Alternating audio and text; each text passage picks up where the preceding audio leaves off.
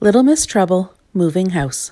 Little Miss Trouble lives in up-to-no-good cottage, surrounded by fields and trees and more fields and more trees, and even more fields. Her nearest neighbors live miles and miles away, and there is a good reason for this. That very good reason is Miss Trouble. Nobody wants to live next door to somebody who causes so much trouble. Somebody who telephoned Mr. Lazy at 5 o'clock every morning for a whole week. And somebody who told Mr. Wrong that the best thing to use to polish his car was boot polish.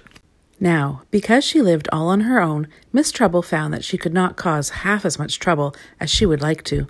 What little Miss Trouble longed for more than anything else was a neighbor.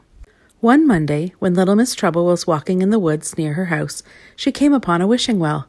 "Well, I never," she said, and then she had an idea. She threw a coin into the well. "I wish I lived next door to somebody," she said out loud.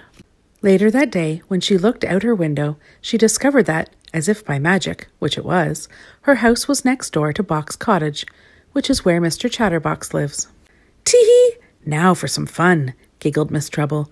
She crept down the lane, around the corner, up a telegraph pole, and cut the telephone line. Poor Mr. Chatterbox, no telephone, no one to chat to. But it was then that he looked out the window and saw Miss Trouble's house. 5 minutes later, there was a knock at little Miss Trouble's door. "Hello," said Mr. Chatterbox. "Just thought I'd pop round for a quick chat. Funny thing, you know, my telephone's broken and Mr. Chatterbox talked and chatted and chatted and talked through the morning, all afternoon, and late into the night. The next day, Tuesday, a very tired little Miss Trouble went back to the wishing well and threw in another coin. "I wish that I lived next door to someone else," she said. And the very next morning, little Miss Trouble found herself living next door to Mr. Bump. She threw tiny stones at his window to wake him up and smashed the window. But Mr. Bump has so many accidents that he did not notice one more broken window. Little Miss Trouble went back to the wishing well. On Wednesday, little Miss Trouble tried to play a trick on little Miss Lucky, but she discovered that little Miss Lucky is too lucky for any of Miss Trouble's tricks to work on her. On Thursday, there was nobody in at little Miss Late's house. She was late getting back from her holiday. On Friday, little Miss Trouble told Mr. Muddle that Mr. Small had called him an egghead. But Mr. Muddle got muddled up, and instead of being angry with Mr. Small, he thanked him.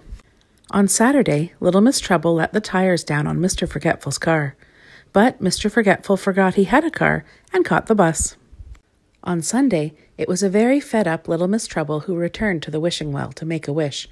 And then she had a thought that went like this.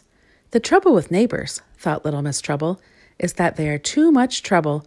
And she went home, and she was very, very good, and didn't make any trouble for anybody for ever and ever.